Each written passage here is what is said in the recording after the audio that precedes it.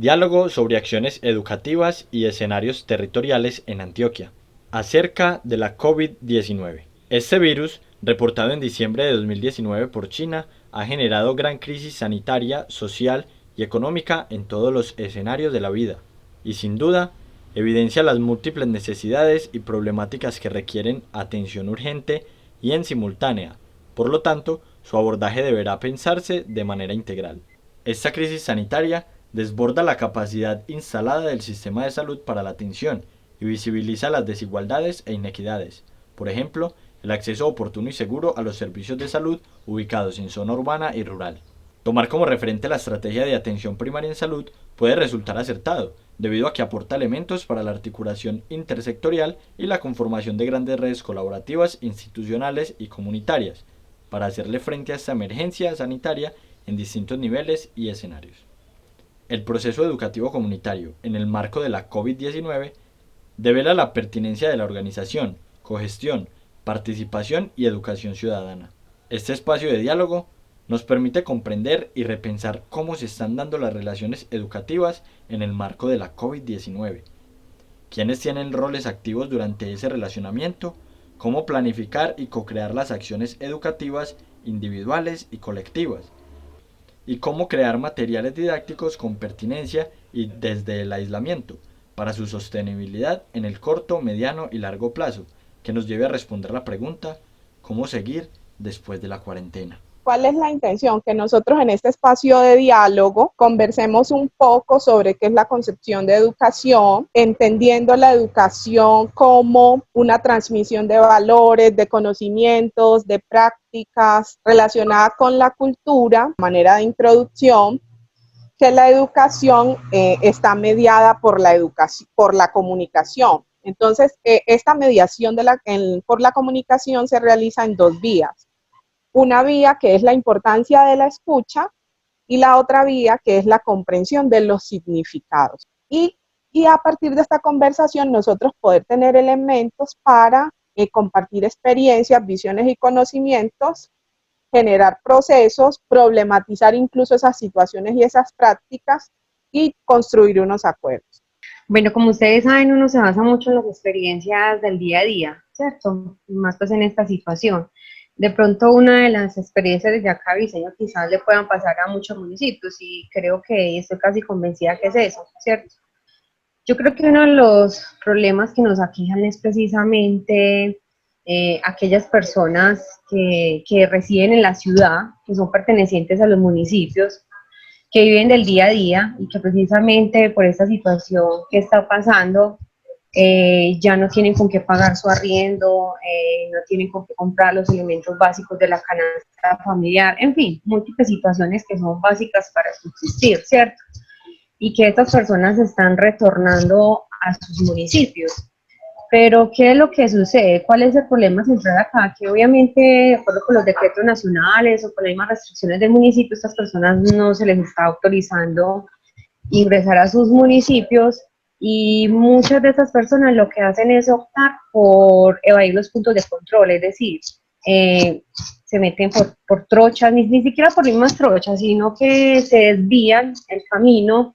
Entonces, un riesgo inminente, ¿por qué? Sobre todo los municipios que de alguna u otra manera hemos vivido la violencia años atrás, donde se siembran minas o municiones sin explotar que todavía hayan en terreno. Entonces, una de las situaciones, por ejemplo, que más nos aqueja a nosotros y creo que a muchos municipios más es la incertidumbre de que estas personas que van en los puntos de controles, Dios permita que no pase, pero que en algún momento no vaya de pronto a tener un incidente o un accidente por una mina o munición sin explotar. Esa es una de las cosas que más nos aquejan, ¿cierto? Y también pues está obviamente las personas que logran ingresar al territorio y que nosotros nos enteramos, pero por terceras personas, por los vecinos. Entonces, gracias pues a la comunidad nos enteramos. Entonces se les hace seguidamente obviamente las acciones pertinentes, que la llamada, el tamizaje pues de viajero para identificar signos y síntomas, en fin. Pero también hay que entender que muchas personas no se logran identificar. Entonces siempre estamos como en un riesgo latente y que por más que las comunidades que queramos controlar esos puntos de ingreso al 100%, pues se puede decir de que no se va a lograr como quisiéramos, pero eso sí es una situación que creo que a muchos municipios nos puede estar pasando, la incertidumbre, que no permita pues Dios que en algún momento ellos tengan algún incidente por evadir obviamente esos puntos de control. es que nosotros y cada municipio y cada ente territorial debe identificar cuáles son sus idiosincrasias y sus situaciones. A veces estar enfrentado al conflicto, por ejemplo, como decía la compañera Las Minas, no, se empieza como a naturalizar las situaciones. Eso yo siempre les decía pues como en los programas radiales y todo, es un tema de largo aliento porque precisamente estamos haciendo un tema de prevención. La gente piensa que listo, ya estuvimos unos días, entonces ya la gente empieza a naturalizar las situaciones, entonces empieza a querer salir a la calle, a querer hacer una cantidad de situaciones. Entonces, ahí es donde tenemos que llegar a identificar la idiosincrasia de las personas. Yo les digo, porque yo soy de aquí, de Ituango, entonces lo que pasaba era que, listo, tiraban una granada, hostigaban el comando y a la media hora la gente estaba normal, ¿cierto? Y yo no sé hasta qué punto eso será un tema resiliente o un tema, digamos, de naturalización de las situaciones, del conflicto, de las situaciones estresantes. Si nos ponemos a ver, a través de la historia han pasado muchas cosas complejas, pero esa misma, estar enfrentado a esas situaciones, digamos, como digamos, el sentido de autocontrol, que es muy importante. Si usted se pone en literatura y se pone a nos habla de que tenemos que ser conscientes y ser vemos a través de una localización, como estamos alejados, de pronto no tenemos las suficientes medidas de protección y en cualquier momento, con el caso de la minorista nos pudimos dar cuenta que si bien es cierto, aquí en el pueblo se están teniendo algunos y pues estamos alejados, pero en cualquier momento, sea un transportador o sea una misma ambulancia, nosotros tenemos casi un promedio de 1.2 remisiones por día.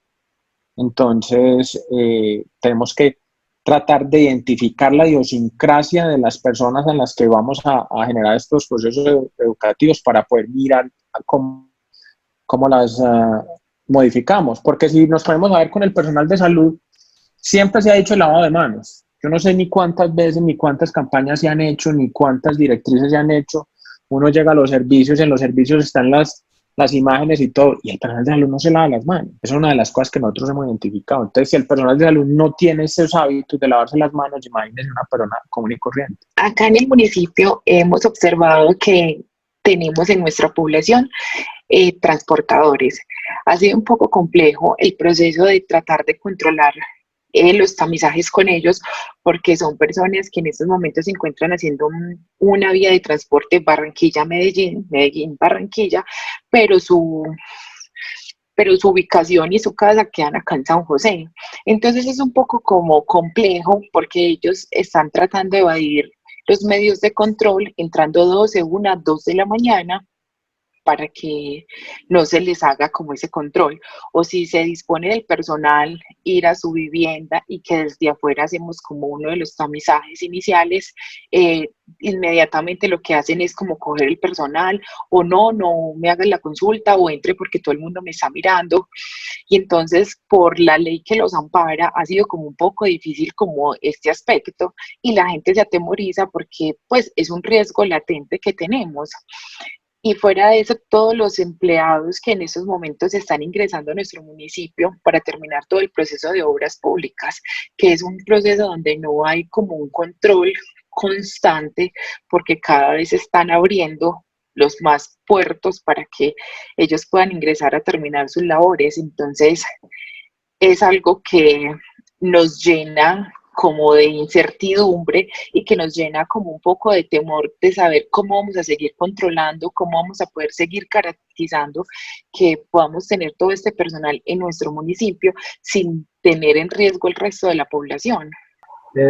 Con las comunidades rurales que nosotros trabajamos, estamos encontrando que una de las dificultades es que atiendan las medidas para cumplir la cuarentena o las recomendaciones que nos están suministrando. Resulta que este punto es delicado porque sabemos que el mandato nacional y en las regiones es a cumplir la cuarentena, y es muy difícil pues que esto pueda hacerse o mandarse de manera diferenciada para varios sectores, se volvería como un despelote. Pero uno entiende también a las comunidades rurales en el sentido de que si ellos no identifican un riesgo latente de circulación del virus en su comunidad, si no entra y nadie sale, pues no le encuentran como mucho sentido a tener que estar confinados todo el tiempo. Está entonces lo contrario, que si no llegan a adquirir este nivel de concientización y en algún momento se permite la movilidad, puede llegar el virus a sus comunidades y no van a estar preparados para la respuesta que deben tener con respecto a las medidas de prevención. Uno de los problemas que más presentamos es con los pacientes que son dados de alta o que vienen a atención prioritaria, y como no hay transporte público, entonces se ha tratado que sea con la alcaldía o con el hospital, que se les pueda como facilitar ese apoyo de movilidad a los usuarios de los otros municipios. Cuando hacemos las actividades con los fines de semana con la población de la zona rural, que no a todo el mundo le está llegando pues como la información, entonces esa es una de las problemáticas. Algunos problemas identificados diferentes a la atención en salud. Dificultades para la sobrevivencia, inseguridad alimentaria, falta de ingresos por la pérdida de empleo, evasión de puntos de control geográfico por personas que retornan a sus municipios de origen, dificultad para acceder a medios tecnológicos y virtuales, analfabetismo en zona rural, naturalización de situaciones estresantes y minimización del riesgo por la COVID-19. Personal de salud no cuenta con suficientes elementos de protección. Miedo y percepción de transmisión del virus por parte de personas como los transportadores. Rumores que aumentan la sensación del miedo. Violencias basadas en el género. Otros eventos de salud diferentes a la COVID-19. Preocupación por personal que se moviliza en carretera. Incumplimiento de las orientaciones para la prevención de la COVID-19 en zonas periféricas de los centros poblados y en zonas rurales. Baja disponibilidad del transporte público para uso de pacientes que demandan atención prioritaria. ¿A quiénes están dirigidas las acciones educativas? A la población general campesina, población diferencial, adulto mayor, transportadores en general, con énfasis en mototaxistas, conductores de escaleras y cooperativas de transporte, ordeñadores, población flotante, policía, docentes de instituciones educativas, asociaciones comunales, grupos gerontológicos, establecimientos comerciales, hospitales de primer nivel en el nordeste, funcionarios de la alcaldía municipal. ¿Quiénes son las personas encargadas de capacitar a la comunidad? El personal de salud, los profesionales de diferentes proyectos, personas de la comunidad, agentes educativos naturales, líderes comunitarios, sacerdotes, líderes de acción comunal, docentes de instituciones educativas y Policía Nacional. ¿En qué temas están capacitando a la comunidad en general? En salud mental, frente a la depresión del adulto mayor o en pacientes en aislamiento domiciliario por casos sospechosos, el autocuidado, las medidas preventivas e identificación de síntomas por la COVID-19 en la comunidad, en disposición de lineamientos nacionales, acciones de educación a la comunidad realizadas por el municipio, tamizaje a los transportadores, capacitación a la acción comunal, capacitación a cooperativas de transportadores, capacitación virtual a hospitales de primer nivel del nordeste para atender la contingencia y mejorar la capacidad de respuesta, desestimulación de la movilidad permanente, charlas informativas y emisión de mensajes, acciones de educación a la comunidad realizadas a nivel municipal, tamizaje a transportadores, desestimulación de la movilidad permanente, acciones informativas como la emisión de mensajes, trabajo comunitario a partir del diálogo de saberes, reconocimiento de saberes y prácticas, capacitación a docentes de instituciones educativas, acciones de información, educación y comunicación, visitas a centros gerontológicos, coordinación de transporte de pacientes, acompañamiento al gremio transportador en fronteras municipales. Entonces, ¿quién está interesado en empezar a conversar sobre cuáles son las acciones de educación a la comunidad que se están realizando en el municipio? Generar educación y generar que el mensaje sea claro a través pues, de una estrategia IEC de información, educación y comunicación que le pueda llegar a la comunidad. Bueno, hablar un poquito como las acciones educativas que están realizando, pero como partiendo de estos momentos, porque sabemos pues que al inicio de la pandemia, antes de llegar a Colombia o en los primeros días de llegar a Colombia, pues las acciones que se realizan obviamente fueron en grupo, ¿cierto? Ya después, de acuerdo a los decretos, ya empezaron a cambiar las acciones educativas. Bueno, yo creo que la mayoría de los municipios estamos enmarcados obviamente en la resolución 507 que deroga la 518 en el artículo primero, y la circular que nos enviaron, donde precisamente mencionaban cada una de las dimensiones donde podríamos incorporar las acciones en relación con el COVID-19, ¿cierto? Desde ahí yo creo que la mayoría de los municipios lo estamos enfocando, incluso precisamente mañana hay una reunión, creo que es del Ministerio de Salud, como para dar claridades frente el plan de intervenciones colectivas, que es desde aquí donde nosotros estamos manejando estos temas. Ya si ustedes quieren, les socializamos como puntualmente de acuerdo a la dimensión, qué temas se están abordando. Ah, bueno, ¿quieren que les cuente un poquito las acciones que nos piden? Las que ustedes, cuéntanos de manera general las acciones que ustedes están realizando, lo que nos quieras contar. Ok, las que estamos realizando y las que nos exigen también, ¿cierto? Porque esa parte es bastante importante, que las exigencias que nos hacen siempre tenemos como que cumplirlas y más están enmarcados en esta pandemia. Bueno, obviamente los programas radiales y televisivos que nunca deben de faltar, hablar obviamente del uso racional del agua o haciendo énfasis que no podemos tener un uso racional a la hora pues, de lavarnos las manos, ¿cierto?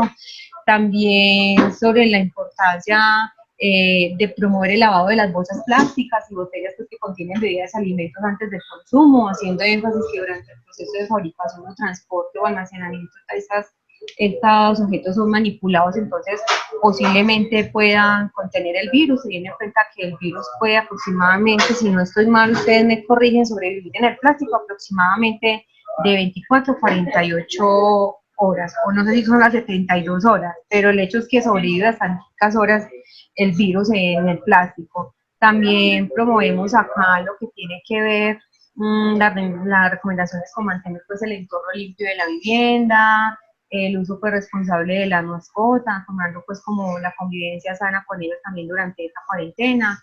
En la parte de convivencia social y salud mental, pues obviamente acá se trabaja mucho y creo que en los municipios o lo vamos a empezar a implementar programas radiales relacionados con efectos en las personas por el aislamiento, ¿cierto? El miedo a enfermarse, el miedo a morir, a perder dinero u otros objetos materiales, el miedo a ser excluido, el miedo pues como a las crisis que Dios permita que no, pero yo soy una de las que más digo que después de que pase toda esta situación, son muchos los trastornos mentales que nos van a empezar a surgir debido pues como esta situación que se está viviendo. También estamos tratando el tema de conducta suicida, el tema de salud mental en el trastorno depresivo, ¿cierto? La implementación y el fortalecimiento de las líneas telefónicas también lo estamos haciendo, la línea telefónica psicosocial, la que maneja el hospital, hay una línea exclusiva de salud, hay otros en proceso de articulación intersectorial, cada uno maneja las líneas como son los bomberos, salud ambiental. También tenemos aquí la conformación de grupos de su ayuda, vía telefónica obviamente, presidentes de juntas de acción que ver, huertas caseras, en la zona del campo, estamos promoviendo a la corresponsabilidad y a la cooperación de aquellas personas, sobre todo los del campo, que por ejemplo acá en Diseño hemos recibido mucho apoyo, entonces el campesino que manda el bulto de yuca, el racimo de plátano, para que nosotros le podamos hacer llegar a esas personas que tanto necesitan. Entonces, desde la corresponsabilidad de cooperación también estamos brindando mucha cooperación. Y lo que constantemente escuchamos también en los medios de comunicación, lo mismo, el buen lavado de mano, todo que ya pues creo que todos sabemos ese tema.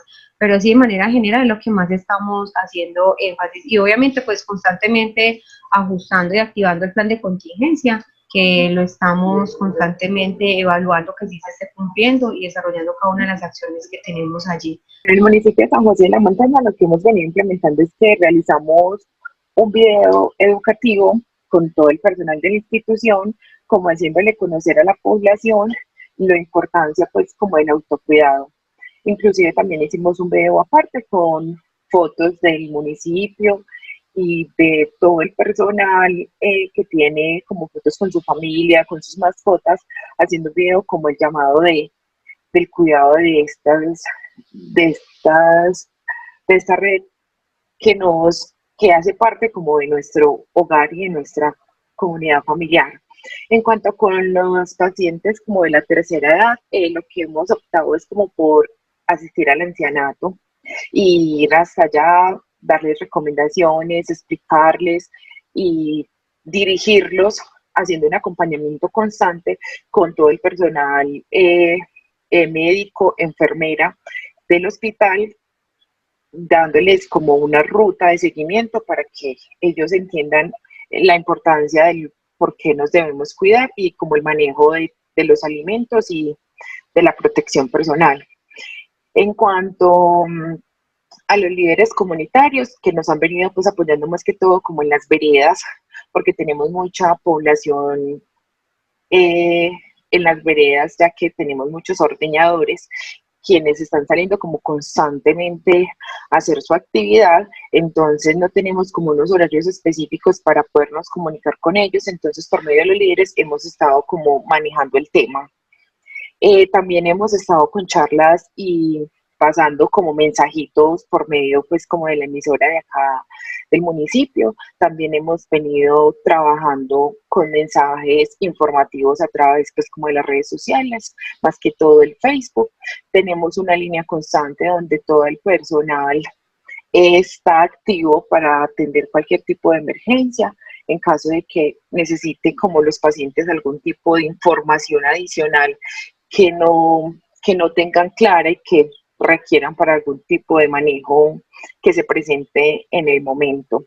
Y otra medida que nos ha sido muy útil es que a las 6 de la tarde con el padre que transmite pues como la misa por medio de la emisora, hemos estado trabajando muy de la mano con él para que llegue mucho la información a toda esta comunidad.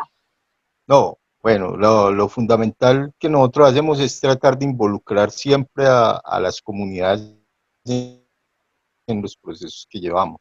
Nosotros tratamos de hacer unas propuestas de información con las comunidades. O sea, yo creo que la misma forma de haber diseñado un trabajo desde hace un buen rato con ellos nos ha permitido que, a pesar de tener que llevar unos mensajes, digamos, por medio de comunicación telefónica, se haya podido dar un asunto de interlocución con ellos. O sea, no es solamente lo que nosotros planteamos como proyecto, sino la forma en que ellos pueden actuar.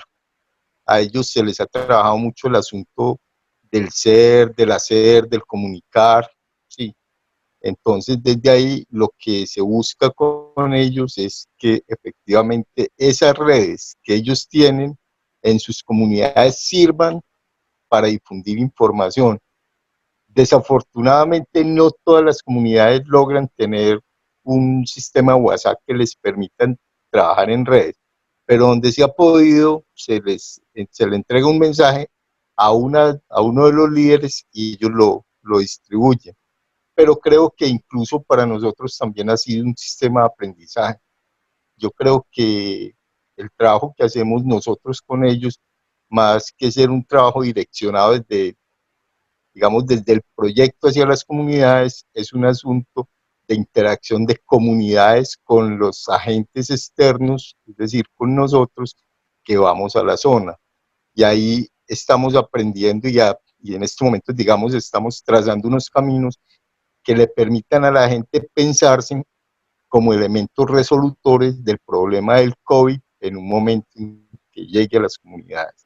Hacemos como unas reuniones semanales donde evaluamos situaciones que se están presentando, se toman decisiones, se definen tareas y responsables, ¿cierto? Entonces eso es como importante enfatizar en la organización del equipo y del hospital en torno a la contingencia. Desde el hospital siempre hemos tratado como de trabajar muy articulados desde la alcaldía municipal, entonces desde el principio se convocó al comité de gestión del riesgo de la alcaldía, donde también estamos participando, pues además del gerente del hospital, el científico, la médica internista, el médico el coordinador médico, yo como trabajadora social, la asesora de calidad, pues como todos tratando de articularnos y tomar decisiones de manera conjunta para atender la pandemia. También se ha logrado como articular ese trabajo con los otros alcaldes de los otros municipios. Dado eso, nosotros como hospital de segundo nivel tomamos la iniciativa de hacer como apoyo